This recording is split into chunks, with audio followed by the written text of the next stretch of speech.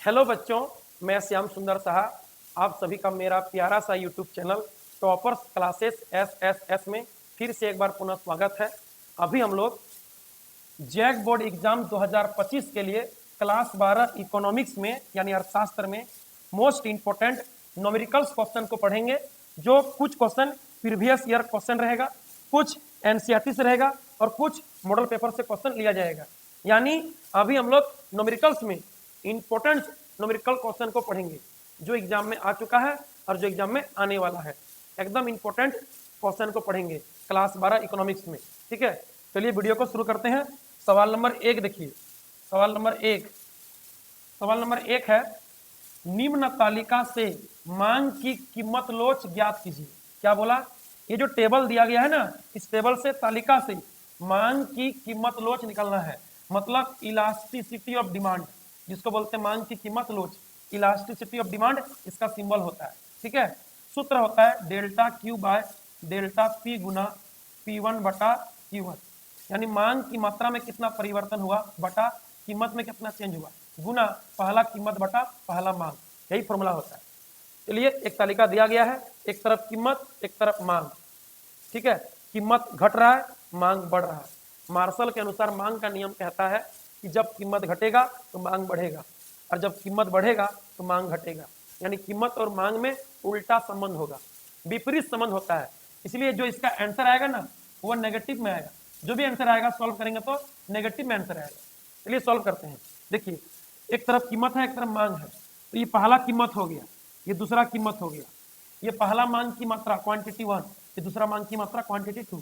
ठीक है, लिखना है इसमें। यहाँ पे आंसर दिया है, पहला कीमत P1 8, दूसरा कीमत P2 यानी 6।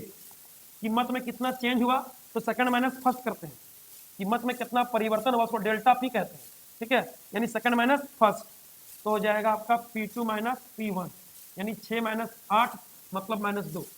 आगे देखिए, A1 मांग में परिवर्तन डेल्टा क्यू निकालना है तो लिखना पड़ेगा पहले पहला मांग कितना है, क्वांटिटी 1 32, क्वांटिटी 2 हो गया 42। ठीक है, डेल्टा क्यू हो जाएगा आपका मांग में change second minus first, second minus first, तो हो जाएगा 42 माइनस 32, 42 माइनस 32 कितना होगा 10। अब क्या करना है, लगाना है फॉर्मूला, यही तो सूत्र है, फॉर्मूला है। लिखिए यहाँ पे सूत्र से तो ईडी बराबर होता है delta Q by delta P गुना P1 बाय Q1। तो डेल्टा क्यू कितना है देख लीजिए 10 और डेल्टा पी कितना है -2 गुना P1 कितना है 8 और Q1 कितना है 32। वैल्यू पुट कर दिए, सॉल्व कर दीजिए। 8 4 32 और 2 5 10, कितना आ गया आपका -5/4। माइनस तो ऊपर लिखते हैं ना, तो -5/4 मतलब हो जाएगा -1.25। ये आपका न्यूमेरिकल सॉल्व हो गया। लेकिन आपको मांग की कीमत लोच लिखना पड़ेगा, कितना आया। देखिए, ये जो नेगेटिव साइन आया ना, ये इसीलिए आया है क्योंकि कीमत घट रहा है तो माइनस और मांग बढ़ रहा है तो प्लस। माइनस इंटू प्लस क्या होता है माइनस, मतलब माइनस हर बार आएगा। ये जो माइनस साइन है ये हर बार आएगा। आपको देखना है वैल्यू कितना आया, वैल्यू 1 से ज्यादा है, माइनस मत देखिए। माइनस इसीलिए आया क्योंकि कीमत घटा मांग बढ़ा, जब कीमत बढ़ता तो मांग घटता। ठीक है, कीमत घटने से मांग बढ़ता है और कीमत बढ़ने से मांग घटता है, दोनों में विपरीत संबंध, नेगेटिव साइन है, नेगेटिव संबंध है, इसलिए नेगेटिव आएगा। आपको देखना है वैल्यू कितना है 1 से ज्यादा है, ये लिखिएगा अर्थात ईडी 1 से ज्यादा, यानी इसको बोलते हैं सापेक्षता लोचदार मांग। हो गया सापेक्षता लोचदार मांग, हो गया आंसर। ठीक है, मांग की लोच लिख दिए। यदि वैल्यू आता है आंसर में -0.8 तो इसको बोलते हैं 1 से कम। माइनस साइन देखना नहीं है, माइनस साइन आएगा, हर बार आएगा, क्योंकि कीमत बढ़ने से मांग घटता है, कीमत घटने से मांग बढ़ता है, दोनों विपरीत संबंध है, नेगेटिव साइन आएगा। आपको देखना है वैल्यू को, इसको बोलेंगे ईडी 1 से कम, इसको कहा जाता है सापेक्षता बेलोचदार मांग, बेलोचदार मांग, समझे। यदि आता -1 तो सिर्फ 1 देखते, माइनस तो आएगा ही, नेगेटिव साइन, दोनों के बीच विपरीत संबंध है, नेगेटिव आएगा। आपको 1 देखना, वैल्यू वैल्यू सिर्फ देखना है वैल्यू। मांग की कीमत लोच, लोच माने मात्रा होता है, लोच माने होता है मात्रा, यानी खाली देखना है वैल्यू, ठीक है। तो -1 माने 1 आया, 1 को बोलेंगे ईडी बराबर 1, लिखिएगा इकाई लोचदार मांग, हो गया। इस तरह से करना है, ठीक है। देखिए यदि आप सब में माइनस को पकड़ लीजिएगा तब तो कभी भी 1 से बेसी नहीं होगा, 1 नहीं होगा, सब 1 से कम हो जाएगा, क्योंकि आप माइनस देखिएगा, माइनस देखिएगा, माइनस देखिएगा, 1 से कम बोल दीजिएगा, बोलेगा माइनस है माने 1 से कम है, नहीं, माइनस साइन तो आएगा ही, कीमत और मांग के बीच विपरीत संबंध है, नेगेटिव संबंध है, माइनस तो आएगा ही। आपको देखना है मात्रा को, देखना वैल्यू को, ये 1 से ज्यादा होगा, ये 1 के बराबर हुआ, 1 से कम हुआ, ठीक है। चलिए यही बात पूर्ति की लोच में उल्टा हो जाएगा, ठीक है, यही जो बात है वो पूर्ति की लोच में उल्टा हो जाएगा। सवाल पढ़िए, देखिए 10 रुपया बाजार कीमत पर एक फर्म वस्तु की 4 इकाइयों की पूर्ति करती है, बाजार कीमत बढ़कर 30 रुपया हो जाती है, फर्म की पूर्ति की कीमत लोच 1.25 है। देखिए प्लस में है क्योंकि ये पूर्ति का लोच है। पूर्ति का लोच में क्या होता है कि कीमत और सप्लाई के बीच पॉजिटिव संबंध है, जब कीमत बढ़ता है तो दुकानदार वस्तु का सप्लाई यानी बिक्री अधिक करना चाहता है, और जब कीमत घटता है तो सप्लाई कम करना चाहता है, तो प्लस प्लस होता है प्लस, और माइनस माइनस होता है प्लस, यानी कीमत और पूर्ति के बीच, सप्लाई यानी बिक्री के बीच सीधा संबंध, लेकिन कीमत और मांग के बीच उल्टा संबंध। इसलिए मांग की लोच इलास्टिसिटी ऑफ डिमांड नेगेटिव में आएगा, लेकिन पूर्ति की लोच इलास्टिसिटी ऑफ सप्लाई। अब होगा यहाँ पे ई एस, देखिए पूर्ति की कीमत लोच यानी E S, elasticity of supply, जो पॉजिटिव में आएगा, क्योंकि कीमत और पूर्ति के बीच पॉजिटिव संबंध होता है, समझे। चलिए इस सवाल को सॉल्व करते हैं। नई कीमत पर फर्म कितनी मात्रा की पूर्ति करेगी, ये एनसीईआरटी क्वेश्चन है, ये जो क्वेश्चन लिए हैं ये एनसीईआरटी क्वेश्चन है। फिर लिखना है दिया है, पहला काम दिया है, क्या दिया है पढ़िए, 10 रुपया बाजार कीमत पर एक फर्म वस्तु की 4 इकाइयों की पूर्ति करती है, मैंने पहला कीमत दिया है और पहला मात्रा दिया है 4 इकाई, तो क्या लिखेंगे, दिया है P1 10 और Q1 दिया है 4। आगे पढ़िए, बाजार कीमत बढ़कर 30 रुपया हो जाती है, यानी दूसरा कीमत दिया है कितना 30। आगे पढ़िए, फर्म की पूर्ति की कीमत लोच 1.25, देखिए प्लस में है ना, कुछ नहीं मैंने प्लस में है, यानी इस बार पूर्ति की लोच निकालना नहीं, दे दिया है 1.25, ठीक है, दे दिया है 1.25 दे दिया। आगे पढ़िए, नई कीमत पर फर्म कितनी मात्रा की पूर्ति करेगी, क्या बोला कितनी मात्रा, मतलब सेकंड मात्रा नहीं दिया है, सेकंड पूर्ति की मात्रा नहीं दिया है, तो Q2 नहीं दिया है।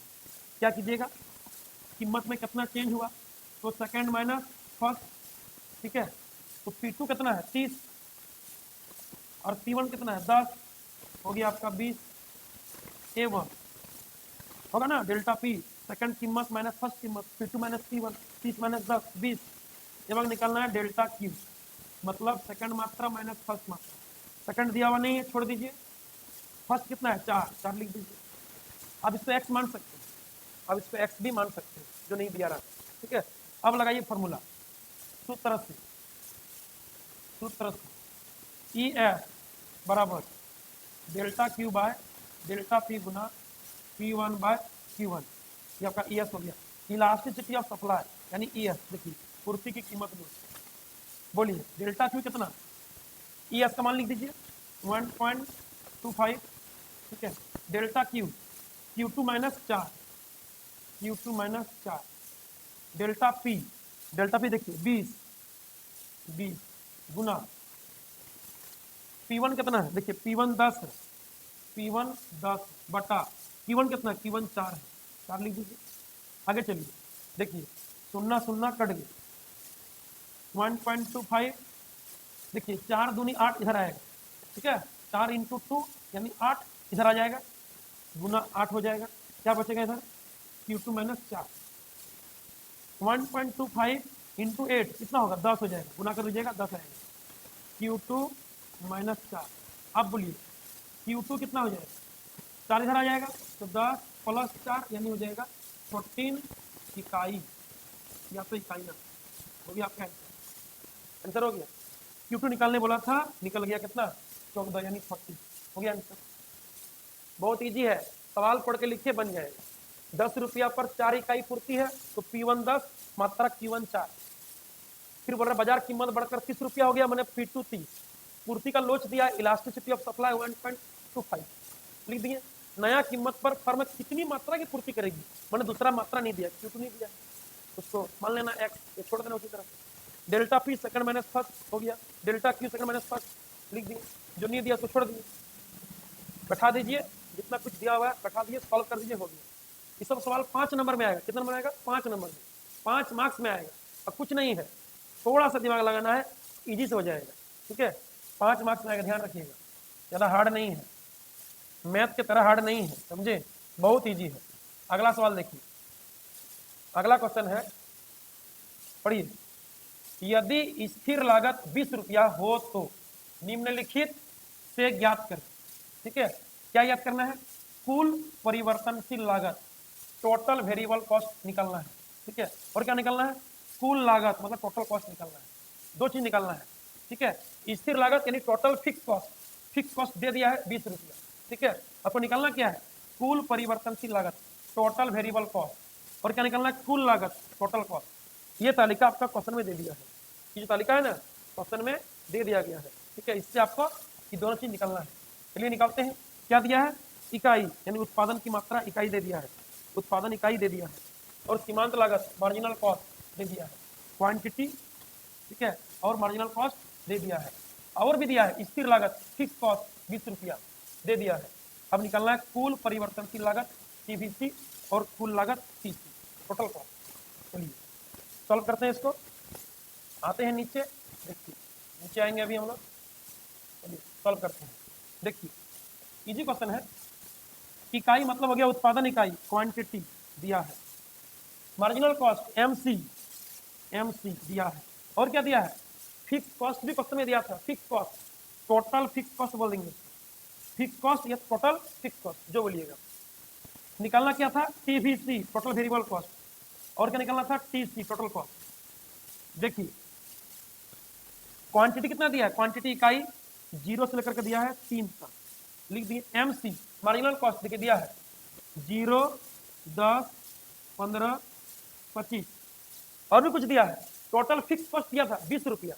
तो फिक्स कॉस्ट जो होता है ना वो प्रत्येक लेवल पर बराबर रहता है।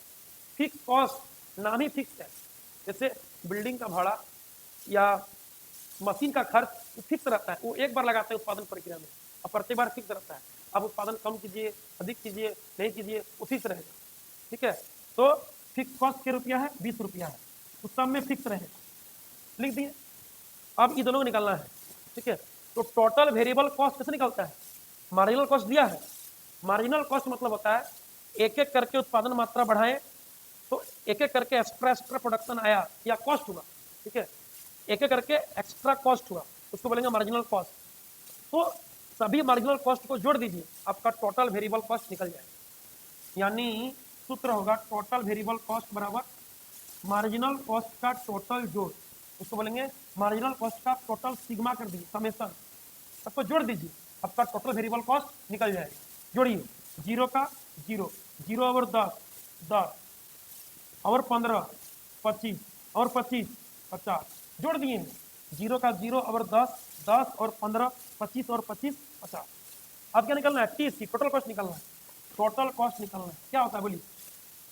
देखिए उत्पादन प्रक्रिया में दो तरह के साधन होते हैं, एगो फिक्स फैक्टर, एगो वेरिएबल फैक्टर। फिक्स फैक्टर पे जो कॉस्ट हुआ, स्थिर साधन पे जो लागत हुआ, उसको बोलेंगे कुल स्थिर लागत, टोटल फिक्स कॉस्ट।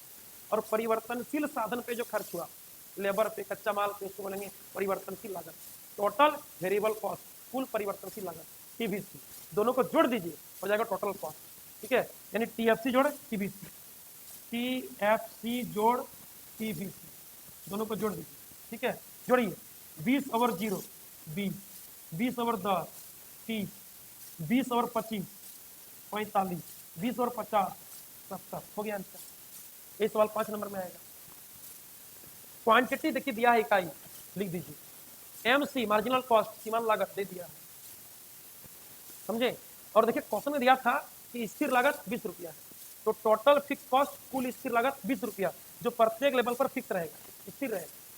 वो एक बार दे देगा वही तो रहेगा, प्रत्येक बार हर बार वही रहेगा। अब निकलना है टीबीसी और टीसी। तो देखिए एमसी यानी सीमांत लागत मार्जिनल कॉस्ट क्या होता है, एक एक करके उत्पादन करने पर जो एक्स्ट्रा खर्चा होगा उसको बोलेंगे मार्जिनल कॉस्ट, सीमांत लागत। उन सबको जोड़ दीजिए, हो जाएगा आपका टोटल वेरिएबल कॉस्ट यानी कुल परिवर्तनशील लागत। टोटल वेरिएबल कॉस्ट निकल जाएगी, जोड़ दीजिए 0 0 और 10 और 15 25 और 25 50। अब निकलना है TC total cost. Total cost होता है total fix cost plus total variable cost. ये वाला दोनों की जोड़िए, 20 और 0 20, 20 और 10 30, 20 और 25 45, 20 और 50 70। कोई दिक्कत नहीं, आगे बढ़िए। आगे देखिए अगला सवाल है, आगे पढ़िए सवाल नंबर 4। देखिए सवाल नंबर 4 समझिएगा, ये क्वेश्चन आया है जैक 2019 में, ठीक है। ये सवाल जैक 2019 में आया है। निम्न तालिका से कुल आगम मतलब टोटल रेवेन्यू कुल आगम, सीमांत आगम मार्जिनल रेवेन्यू सीमांत आगम एवं औसत आगम एवरेज रेवेन्यू एआर का परिकलन कीजिए। वस्तु की प्रति इकाई बाजार कीमत 10 रुपया, ठीक है। वस्तु का प्राइस है 10 रुपया प्रति इकाई, यानी पी का मान दे दिया है आपको। कुल आगम यानी टी आर, सीमांत आगम यानी एम आर और औसत आगम यानी ए आर निकालना है, परिकलन करना है। ये जैक 2019 में आ चुका है। ये इससे पहले जो सवाल बनाए थे वो भी एग्जाम में आया था, बोलने भुला के देख लीजिएगा, वो भी एग्जाम में आ चुका है, ठीक है। तो कैसे बनाएंगे पहले समझिए कि कुल आगम होता क्या है। कुल आगम है टोटल रेवेन्यू, उत्पादक जो वस्तु उत्पादन करता है उन सभी को बेच के जो कुल आय प्राप्त किया उसको बोलेंगे कुल आगम। उत्पादक द्वारा उत्पादित अपनी सभी वस्तुओं की बिक्री से प्राप्त कुल आय को, कुल राशि को कुल आगम कहते हैं, टोटल रेवेन्यू। बोले कैसे निकलेगा, तो एक वस्तु का दाम कितना है पी और कितना क्वांटिटी बेच रहा है, क्वांटिटी यानी मात्रा, गुना कर दीजिए, कुल आगम निकल जाए। कुल आगम मैंने कुल आय, तो कितना क्वांटिटी बेचा और कितना प्राइस में बेचा, कितना दाम में बेचा, कितना प्राइस में बेचा, गुना कर दीजिए, निकल जाए कुल आगम टी आर। अब है सीमांत आगम यानी एम आर। एम आर कैसे निकलेगा, सीमांत माने होता है एक अतिरिक्त और आगम माने होता है आय, यानी एक एक्स्ट्रा बेचने से कुल आय में कितना परिवर्तन हो रहा है उसी को बोलेंगे हम लोग सीमांत आगम, उसी को बोलेंगे सीमांत आगम। यानी लिखेंगे क्या, टी आर में कितना चेंज हुआ, ठीक है, टी आर में कितना चेंज हुआ, एक एक करके एक्स्ट्रा बेचने से टी आर में कितना परिवर्तन हुआ उसी को बोलेंगे सीमांत आगम, यानी एक्स्ट्रा आय, एक एक करके एक्स्ट्रा बेचने से एक्स्ट्रा कितना आय प्राप्त हुआ। अब है औसत आगम। औसत मतलब होता है प्रति इकाई की 5 बेचने से यदि आ रहा है 20 रुपया तो एक से कितना आया, तो 20/5 यानी 4, इसी को बोलेंगे औसत आगम। और सीमांत आगम मतलब होता है कि 5 बेचने से 20 आया और एक एक्स्ट्रा, 6 बेचने से 22 आया तो एक एक्स्ट्रा के बदले एक्स्ट्रा कितना आया 2 रुपया, इसी का नाम है एम। ए आर मतलब हो गया ये वाला ए आर है। औसत आगम यानी प्रति इकाई कितना मिला, तो 5 से 20 मिला तो एक माने प्रति इकाई 20/5 यानी 4 रुपया मिला। और सीमांत मतलब एक्स्ट्रा कितना मिला, एक एक्स्ट्रा के चलते एक्स्ट्रा कितना मिला, तो एक एक्स्ट्रा बढ़ा है उसमें से 2 रुपया एक्स्ट्रा आ रहा है, एक एक्स्ट्रा बढ़ा रहे हैं उसके कारण उसके चलते 2 रुपया एक्स्ट्रा राशि को बोलेंगे एम आर। यानी ए आर क्या होगा, कैसे निकलेगा ए आर, टोटल रेवेन्यू कितना आया और कितना क्वांटिटी से आया भाग दे दीजिए, टोटल रेवेन्यू कितना आया और कितना क्वांटिटी से आया उसको भाग दे दीजिए, निकल जाएगा आपका ए आर, कोई दिक्कत नहीं होना चाहिए, ठीक है। चलिए आगे बढ़ते हैं, इसको भरेंगे, ठीक है, इसको भरते हैं। देखिए इसको भरेंगे हम लोग, ये सवाल है, ये आपका हो गया क्वांटिटी, ठीक है, ये आपका हो गया टी आर टोटल रेवेन्यू, कैसे निकलेगा, तो प्राइस इनटू क्वांटिटी करेंगे, प्राइस दिया है कितना 10 रुपया, ठीक है। सीमांत आगम होता है एम आर, कैसे निकलेगा टी आर में चेंज, टी आर में चेंज, और आपका क्या निकलना है ए आर, एवरेज रेवेन्यू निकलना है, ए आर निकलना है, कैसे निकलेगा टोटल रेवेन्यू बटा क्वांटिटी।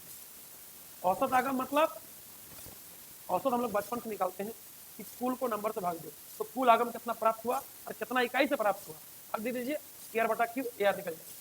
चलिए सॉल्व करते हैं।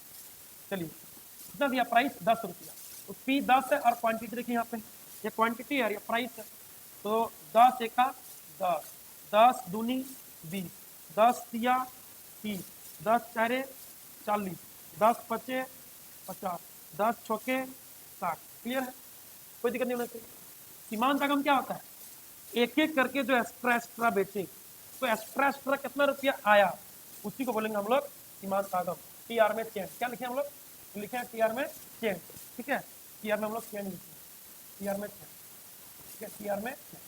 चलिए बोलिए, तो 10 का 10 होगा, कितना बढ़ा, एक एक्स्ट्रा के चलते एक्स्ट्रा कितना बढ़ा, 10, कितना एक्स्ट्रा बढ़ा, 10, फिर एक एक्स्ट्रा के चलते कितना एक्स्ट्रा बढ़ा, 10, प्रत्येक में 10 10 बढ़ रहा है, 10 10 बढ़ रहा है, हो गया सीमांत।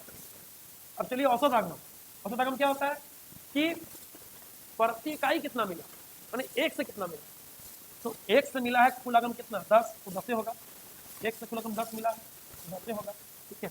अब 2 से मिला है 20, तो एक से कितना होगा, तो 20 भागा 2, 2 से मिला है 20, तो एक से कितना होगा, 20 भागा 2 यानी कितना, 10, 30 भागा 3 कितना, 10, 40 भागा 4 कितना, 10, 50 भागा 5 कितना, 10, 60 भागा 6 कितना, 10, हो गया। यानी टी आर को क्यू से भाग देना है, ये रहा टी आर को क्यू से भाग देना, निकल जाए, ठीक है। और एम आर मतलब टी आर में चेंज करना, कितना कितना वृद्धि है, बस, ठीक है। चलिए बहुत इजी है, 5 नंबर में आएगा, ये सवाल 2019 में आ चुका है, 2019 में आ चुका है। आगे बढ़िए, अगला सवाल देखिए, सवाल नंबर 5 देखिए, 5 देखिए, सवाल नंबर 5, एक वस्तु की मांग वक्र एवं पूर्ति वक्र क्रमशः क्यू डी बराबर 10 माइनस 2p एवं क्यू एस बराबर 5 प्लस 3p है, संतुलन कीमत एवं संतुलन मात्रा ज्ञात कीजिए। ये सवाल VBI वेरी वेरी इंपॉर्टेंट है, ये सवाल मॉडल सेट में दिया गया था, मॉडल सेट में 2022, ठीक है।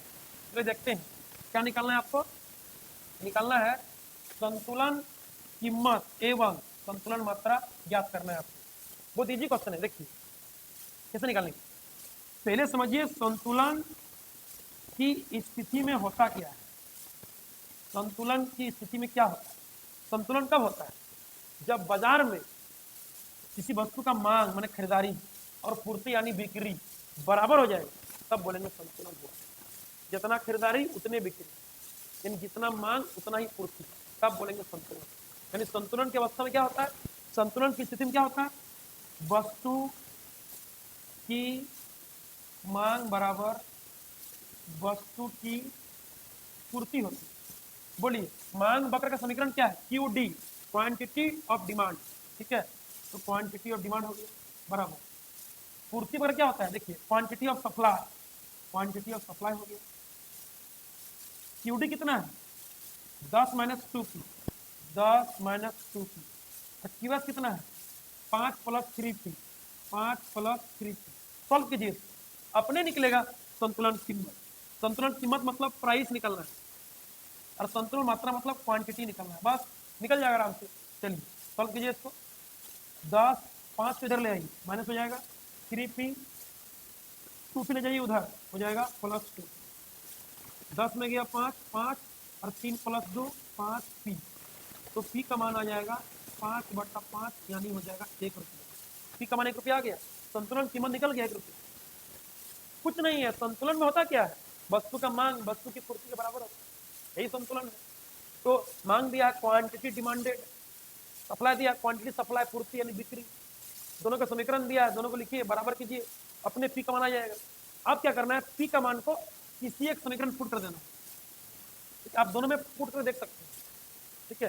फिर लिखना है अब नीचे लिखना है नीचे अब, बोलिए क्यू डी कितना हो गया 10 माइनस 2p, तो 10 माइनस 2 इंटू 1, 10 में 2 गया यानी 8 हो गया, क्यू एस कितना है 5 प्लस 3p, तो 5 जोड़ 3 इंटू पी का मान 1, तो 5 प्लस 3 यानी कितना 1, बस ये आपका प्राइस हो गया, ये आपका हो गया प्राइस संतुलन कीमत, ये आपका क्वांटिटी यानी मात्रा हो गया, मात्रा क्वांटिटी हो गया कितना 8, क्या लिखिए अतः संतुलन कीमत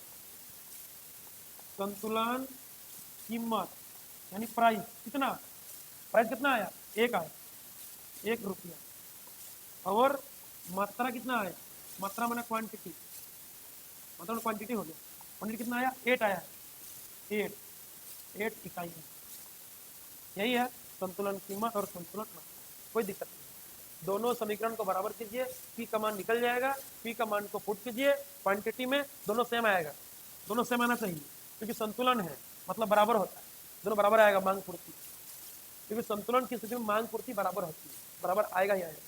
बस प्राइस हो गया, मात्रा हो गया, क्लियर है, कोई दिक्कत नहीं।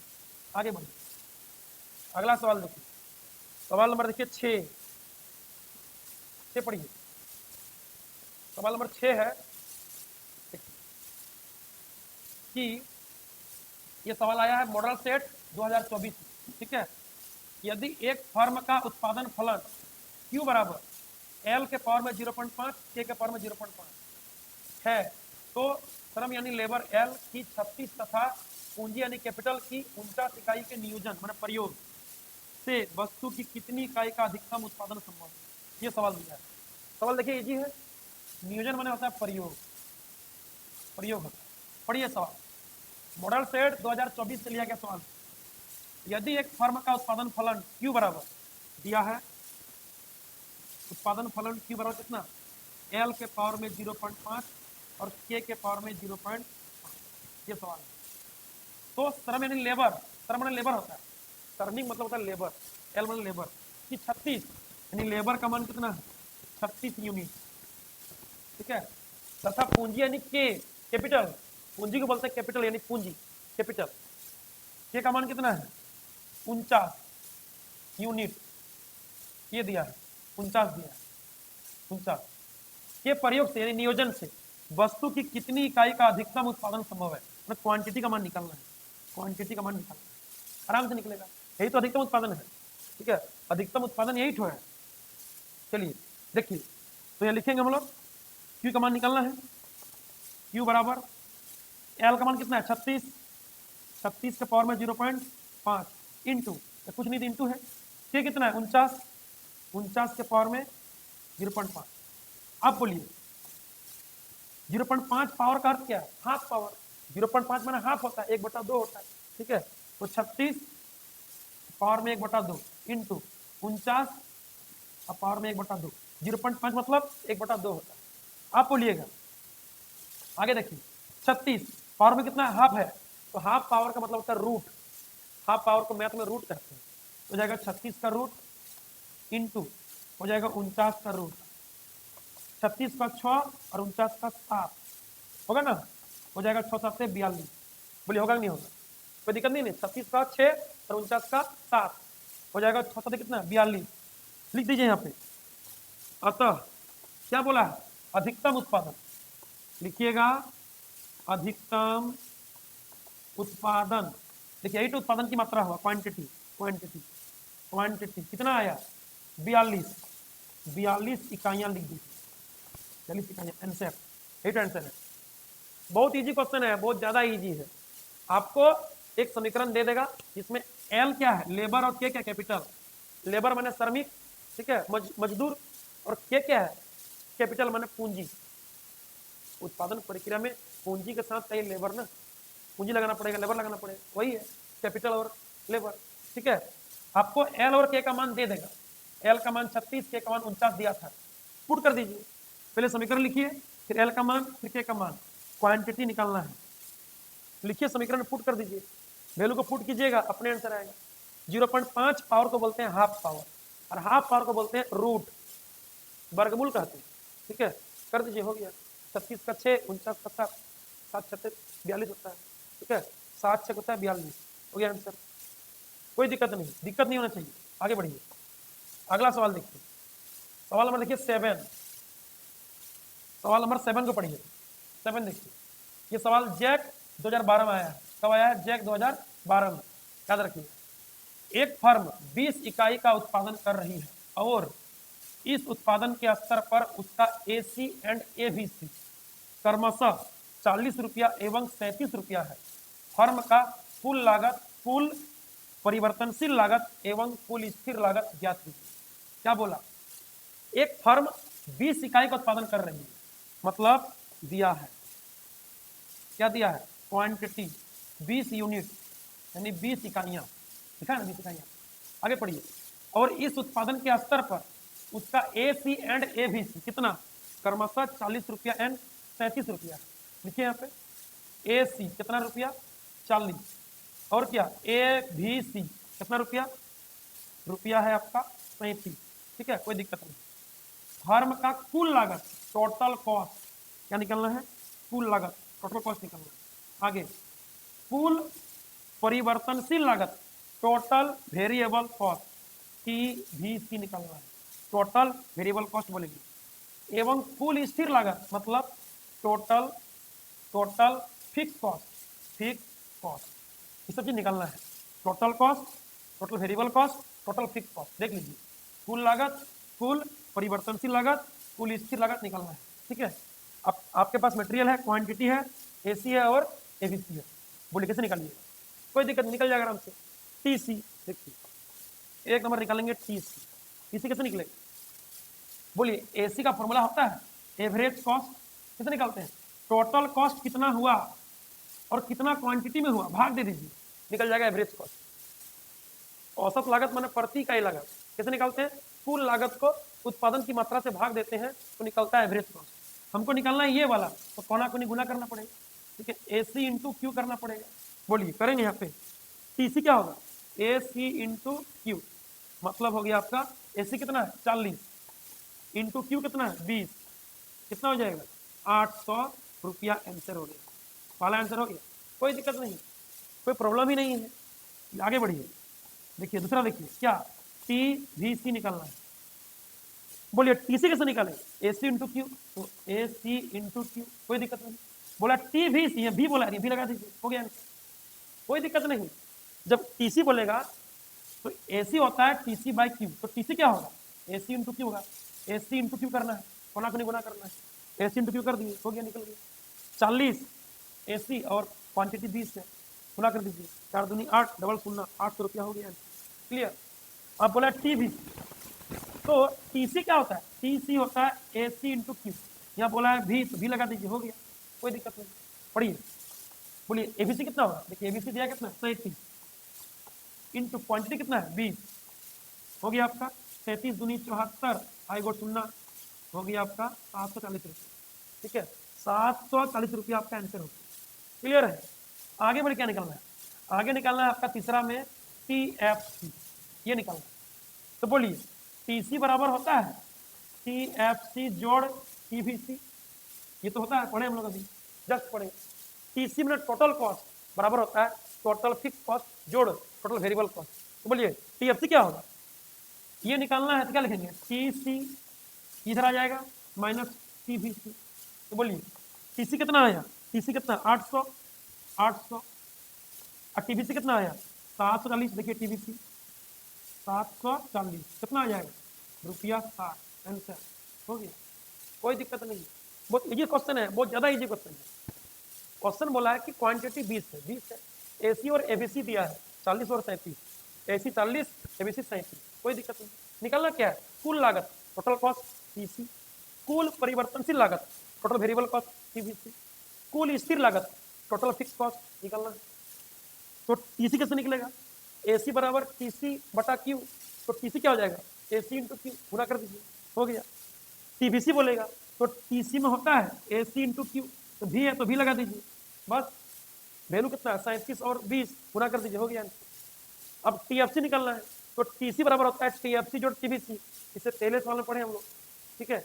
निकलना क्या टीएफसी, क्या आ जाएगा इधर टीसी माइनस टीवीसी, माइनस कर दीजिए, देखिए टीसी है 800 ये वाला और टीवीसी कितना है 740 है, 740 है, माइनस कर दीजिए, आंसर हो गया, कोई दिक्कत नहीं होगा।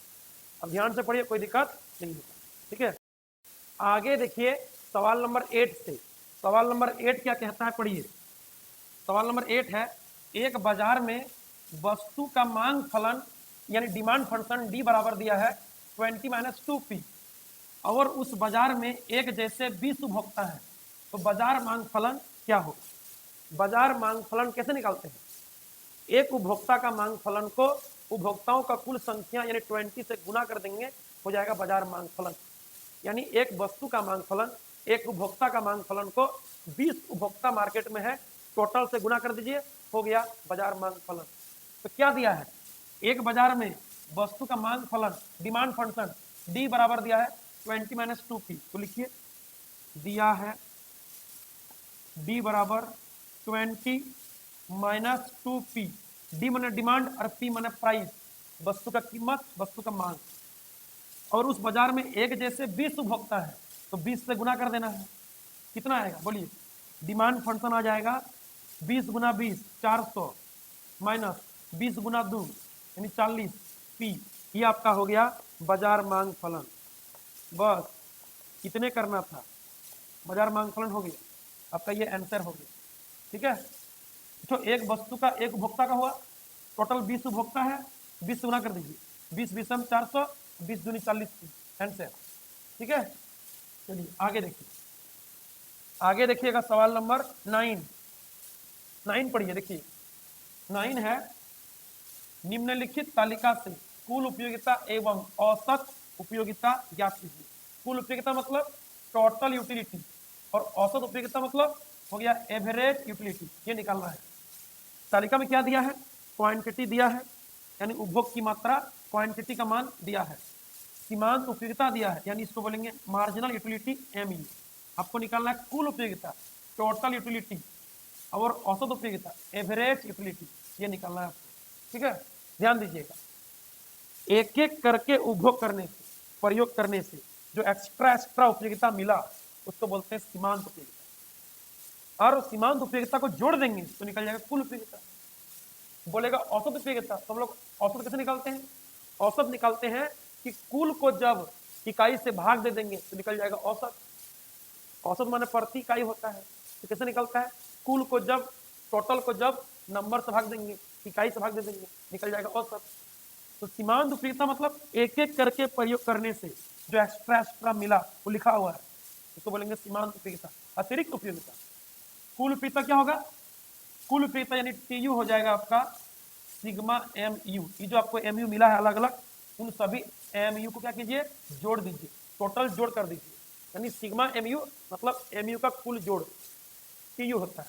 तो क्या होगा बोलिए? 50 का 50, ठीक है, 50 और 40 90, और 30 120, और 20 140, और 10 150, हो गया, कुल उपयोगिता निकल गया।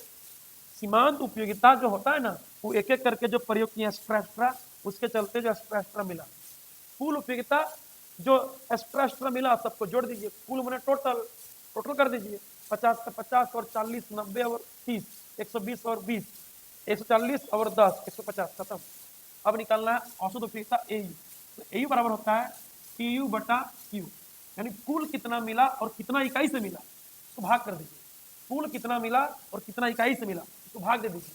तो 50 भागा 1 50, 90 भागा 2 45, 120 भागा 3 40, 140 भागा 4 35, 150 भागा 5 30, हो गया आंसर, कोई दिक्कत नहीं। ए बराबर टी यू बटा क्यू, ये रहा टी यू और ये रहा क्यू, इसको इससे भाग दे दीजिए, हो गई। आगे बढ़िए, अगला सवाल है 10 नंबर। सवाल नंबर 10 देखिए, ये जो सवाल लिया है इस सेकंड बुक से है। अभी तक हम लोग फर्स्ट बुक में थे, अब जाएंगे सेकंड बुक यानी मैक्रो। ये सवाल मैक्रो इकोनॉमिक्स का है। पढ़िए सवाल नंबर 10। यदि किसी अर्थव्यवस्था में गुणक बोले चाहे निवेश गुणक बोले, एक ही बात हो, गुणक चाहे निवेश गुणक, ठीक है, का मान 4 है तो सीमांत बचत प्रवृत्ति का मान ज्ञात कीजिए। क्या बोला?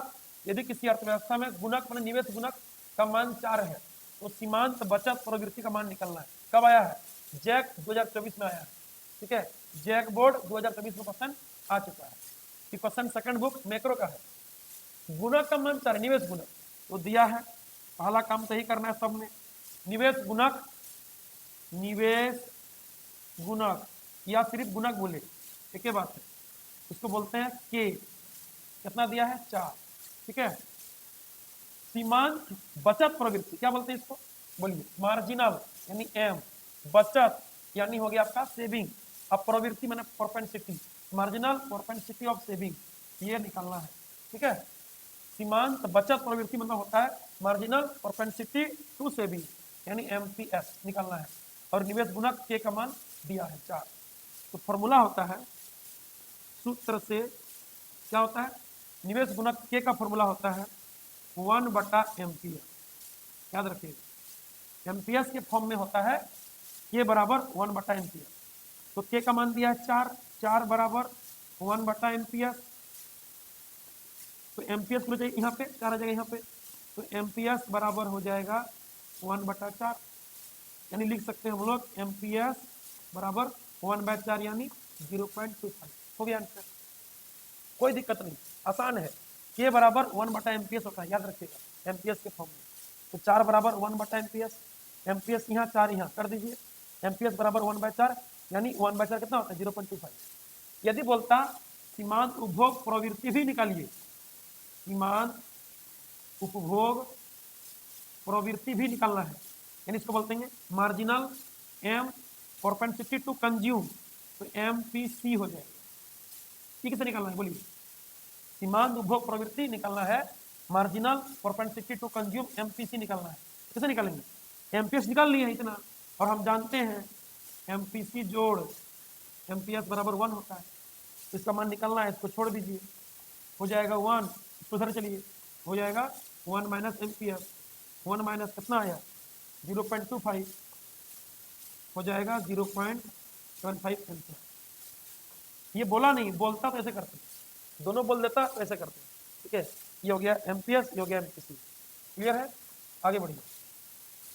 अगला सवाल देखिए, सवाल नंबर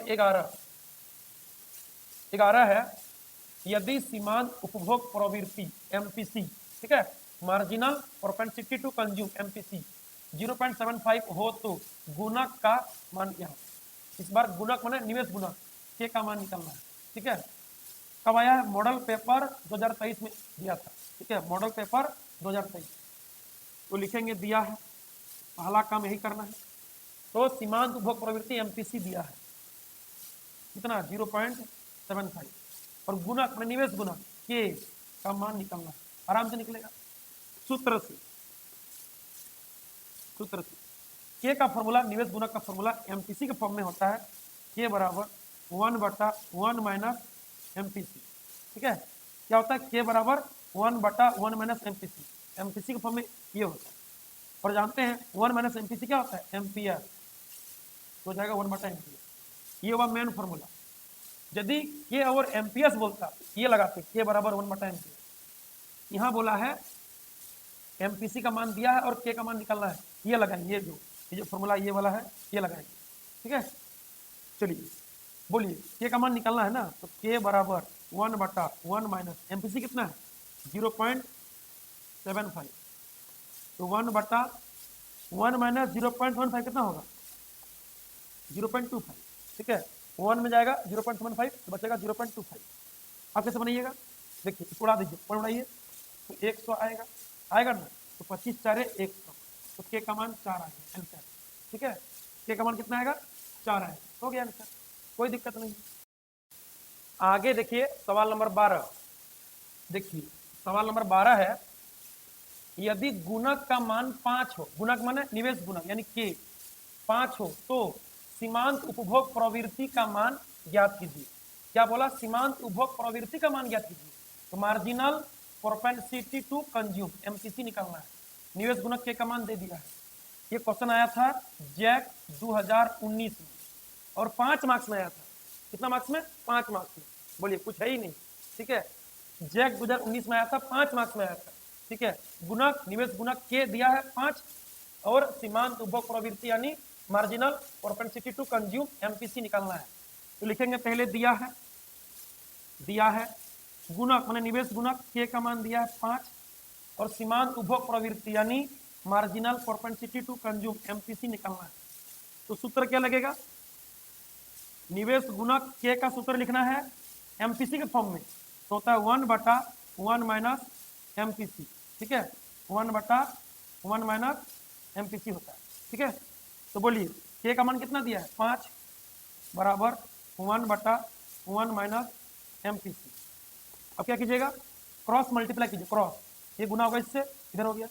ठीक है, तो 5 × 1 माइनस एमपीसी बराबर 1 हो गया।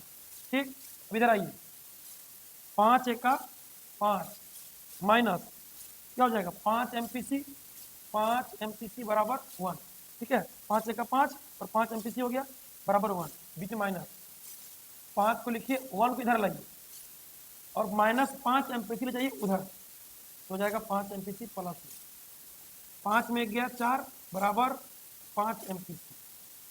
तो MPC का मान कितना हो जाएगा 4/5, 4/5 होता है 0.8, आंसर है ये आपका आंसर है। क्लियर है, कोई दिक्कत नहीं होगा। के का मान दिया है गुणक और सीमांत उपभोग प्रवृत्ति एमपीसी निकालने बोला है, बस एमपीसी के फॉर्म में लिखिए फॉर्मूला, वैल्यू पुट कीजिए, सॉल्व कीजिए, आंसर हो गया। आगे चलिए, अगला सवाल है 13 नंबर, सवाल नंबर देखिए 13 एक अर्थव्यवस्था में विनियोग माने निवेश होता है, याद रखिएगा, एक अर्थव्यवस्था में विनियोग यानी निवेश रुपया 1000 करोड़ से बढ़कर रुपया 1200 करोड़ हो जाता है, जिससे कुल आय में रुपया 800 करोड़ की वृद्धि होती है। सीमांत उपभोग प्रवृत्ति एमपीसी की गणना करें। ये क्वेश्चन जैक 2009 में 2015 में आया है, ठीक है, जैक 2009-2015 में सवाल आया है। पढ़िए, एक अर्थव्यवस्था में निवेश 1000 करोड़ से बढ़कर 1200 करोड़ हो गया, क्या लिखेंगे, दिया है पहला निवेश कितना है I1, I1 इन्वेस्ट, I1 क्या होता है निवेश यानी इन्वेस्ट, ठीक है, इन्वेस्ट कितना रुपया 1000 करोड़, ठीक है, कॉमा कितना हो गया 1000 करोड़ से बढ़कर 1200 करोड़, तो I2 कितना रुपया 1200 करोड़। तो बोलिए निवेश में चेंज कितना होगा, डेल्टा आई माने second minus first, I2 minus I1 कितना हो जाएगा 1200 माइनस 1000 कितना हो गया 200 करोड़, जिससे कुल आय में 800 करोड़ की वृद्धि हो गया। वृद्धि में क्या होता है डेल्टा, किसमें आय में, आय माने होता है इनकम, इसका सिंबल वाई होता है, तो कुल आय में वृद्धि माने डेल्टा वाई कितना 800 करोड़, तो रुपया 800 करोड़ लिख दिए, रुपया 800 करोड़ लिख दिए, ठीक है। चलिए अब क्या बोला है सीमांत उपभोग प्रवृत्ति एमपीसी का मान निकालना, एमपीसी का मान निकालना है, ये सवाल है, ठीक है, कोई दिक्कत नहीं, आराम से बनेगा।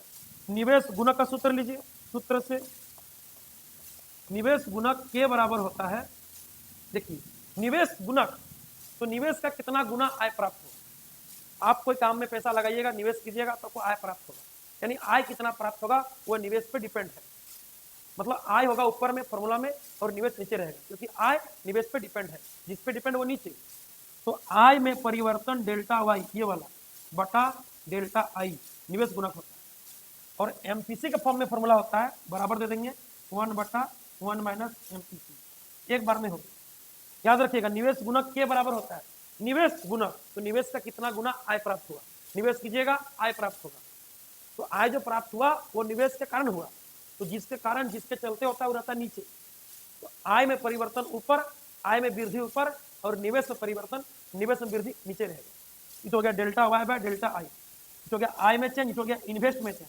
इन्वेस्टमेंट निवेश, और एमपीसी के फॉर्म में फॉर्मूला होता है पढ़े रहे हम लोग 1/1 माइनस एमपीसी, सॉल्व कीजिए, एक बार में काम कर रहे हैं आसान होगा, डेल्टा वाई कितना है 800 बटा डेल्टा आई देखिए 200 है, डेल्टा आई कितना है 200 बराबर 1/1 माइनस एमपीसी।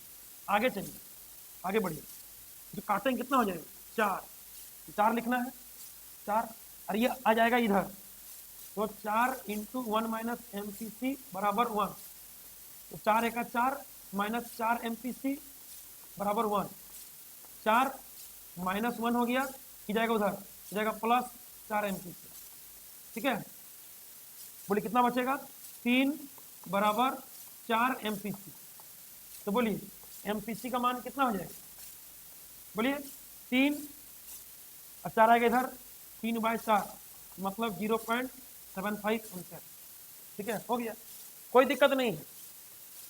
एक अर्थव्यवस्था में विनियोग होता है निवेश, इन्वेस्टमेंट, इन्वेस्ट का सिंबल होता है आई, सिंबल क्या होता है आई होता है, तो 1000 करोड़ से बढ़कर कितना हो गया 1200 करोड़, तो पहला I1 दूसरा I2 कितना बढ़ा, तो डेल्टा आई, सेकंड माइनस फर्स्ट करते हैं और हम लोग वृद्धि निकालते हैं, अंतर निकालते हैं, तो 1200 माइनस 1000 200 हो गया, जिससे कुल आय में 800 करोड़ की वृद्धि होती है। आय का सिंबल वाई, वृद्धि बोला तो डेल्टा वाई, 800 करोड़ हो गया। एमपीसी का मान निकालना है। निवेश गुणक के का फॉर्मूला होता है delta Y by delta I बराबर 1/1 माइनस एमपीसी का फॉर्मूला। ठीक है, वैल्यू पुट कीजिए, अपने आंसर निकले। आगे चलिए, आगे देखिए सवाल नंबर 14 पढ़िए। 14 है 14। यदि एक अर्थव्यवस्था में अतिरिक्त निवेश, देखिए अतिरिक्त मैंने एक्स्ट्रा डेल्टा और निवेश बना निवेश, तो डेल्टा आई दिया है रुपया 100 करोड़ तथा एमपीएस 0.4 हो तो कितने अतिरिक्त आय सृजित होगी।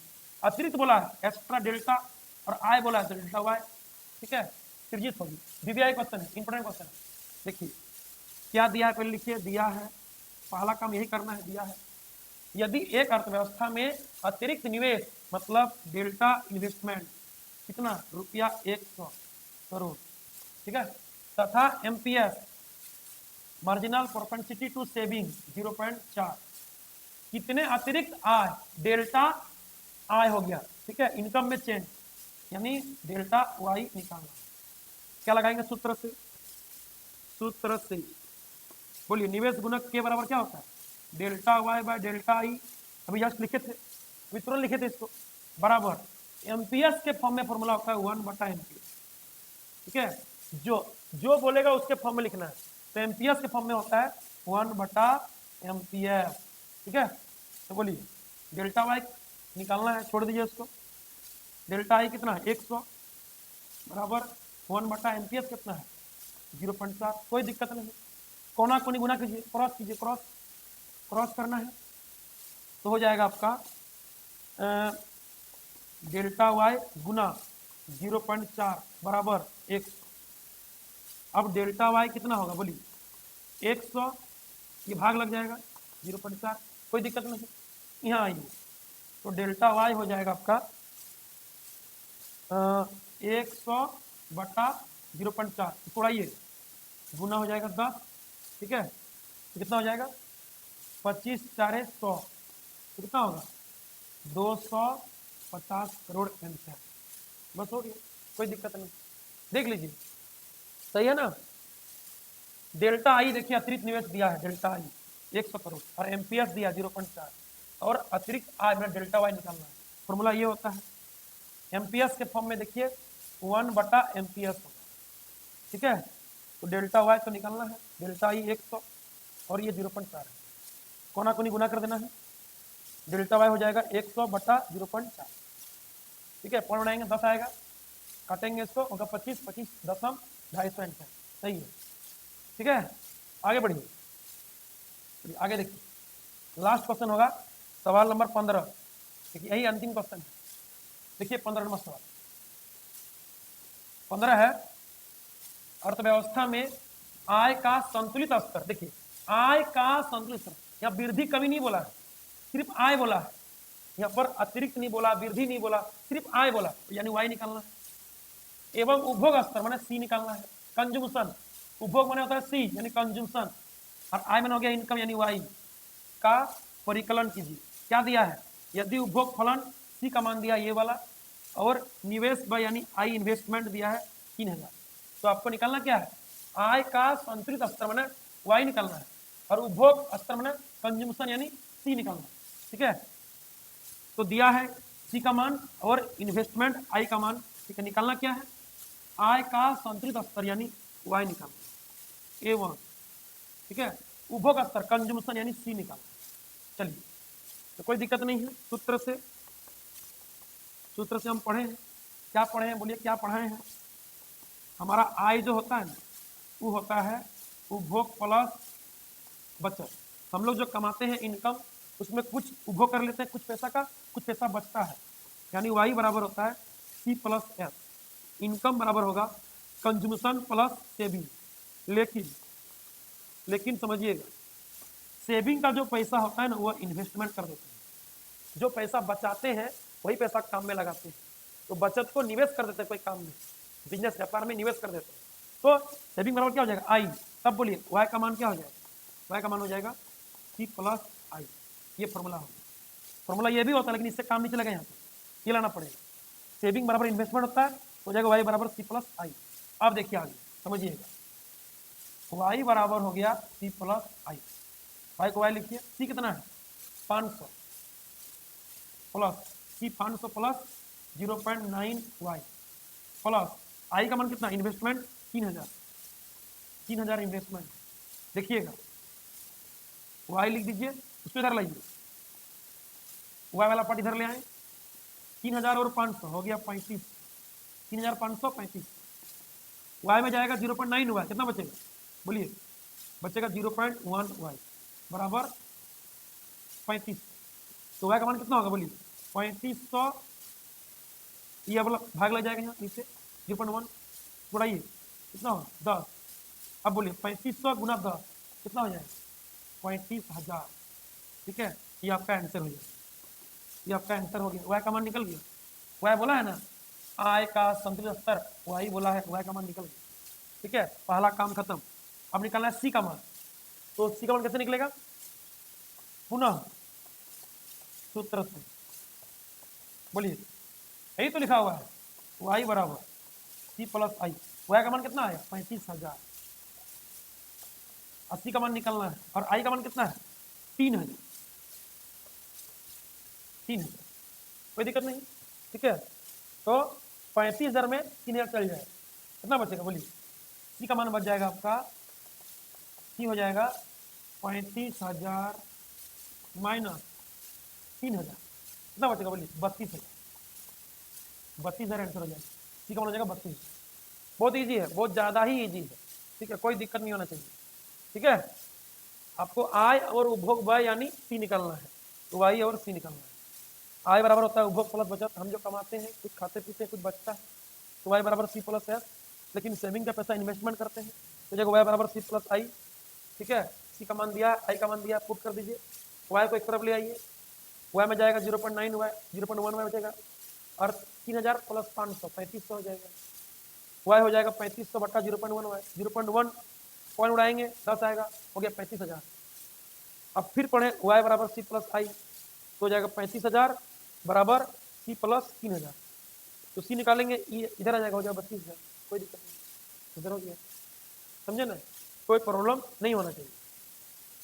चलिए ठीक है, चलिए फिर मिलते हैं तब अगले वीडियो में, तब तक के लिए बाय बाय।